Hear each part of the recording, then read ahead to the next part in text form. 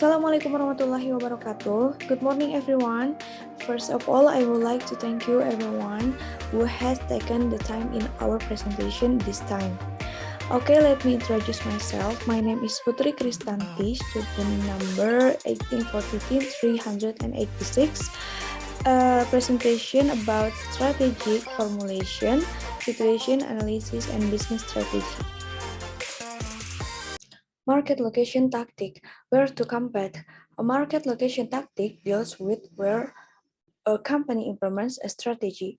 A company or business unit can implement a competitive strategy either offensively or defensively. Offensive tactic. Some of the methods used to attack a competitor's position are frontal assault. The attacking firm goes head-to-head with its competitors. It matches the competitor in every category from price to promotion to distribution channel.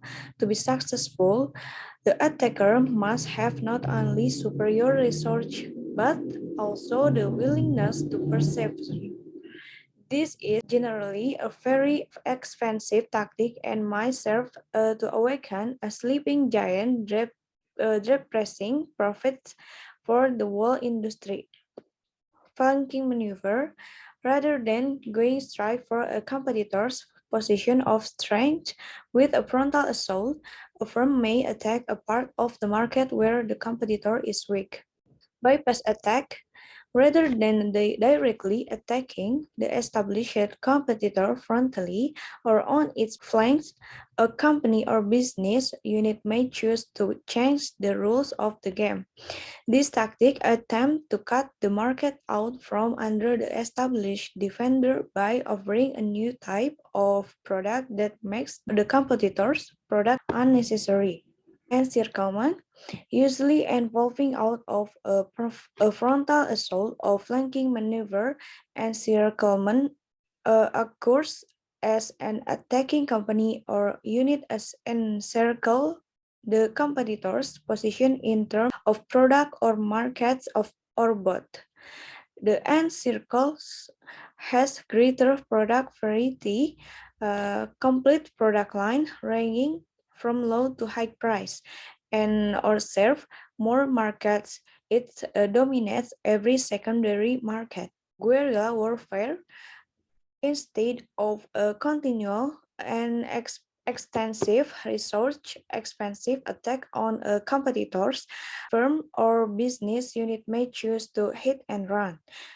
Guerrilla warfare is characterized by the use of small, intermittent assault on different market segments held by the competitors. In this way, a new entrant or small firm can make some gains without seriously threatening a large established competitor and evoking some form of realization. Defensive tactic. This tactic deliberately reduces short-term profitability to ensure long-term profitability such. Number one, raise structural barriers.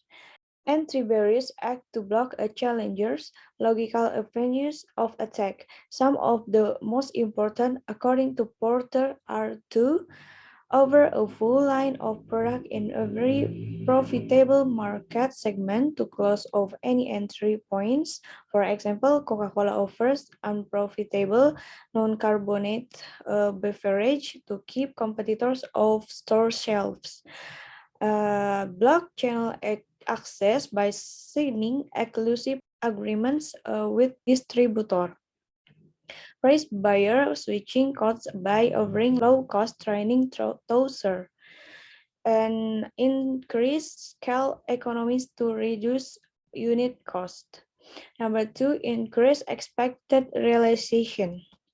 This tactic is any action that increases the perceived threat of realization for an attack. For example, management may strongly defend any erosion of market share by drastically cutting price or matching a challenger promotion through a policy of accepting any price reduction coupons for a competitor's product. This counterattack attack is especially important in markets that are very important to the defending company or business unit. Number three, lower the inducement for attack.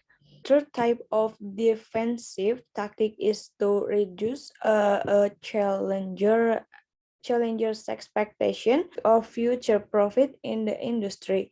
Like Southwest Airlines, a company can deliberately keep price low and constantly invest in cost reducing measures. With price kept very low, there is little profit incentive for a new extra. Cooperative strategies. A company uses competitive strategies and tactics to gain competitive advantage within an industry by battling against other firms. These are not, however, the only business strategy option available to a company or business unit for competing successfully within an industry. A company can also use cooperative strategies to gain competitive advantage within an industry by working with other firms. The two general types of cooperative strategies are solution and strategic alliances. Collusion.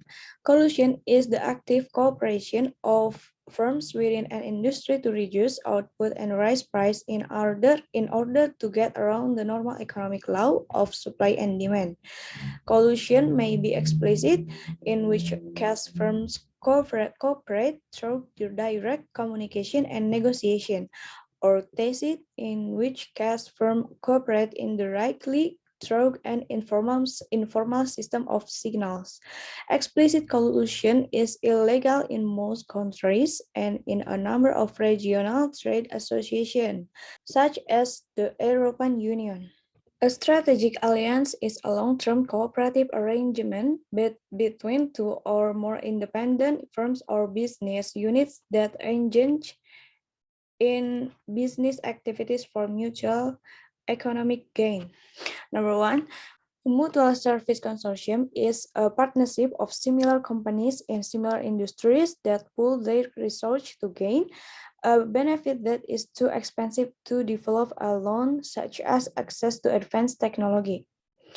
Number two, joint venture.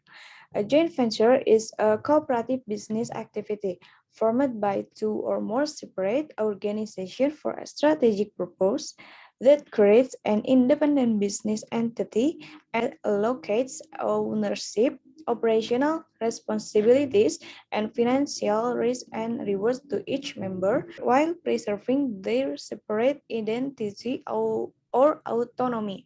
Number three, licensing arrangements. A licensing arrangement is an agreement in which the licensing firm grants right to another firm in another country or market to reduce and or sell a product. The licensor pays compensation to the licensing firm in return from technical expertise.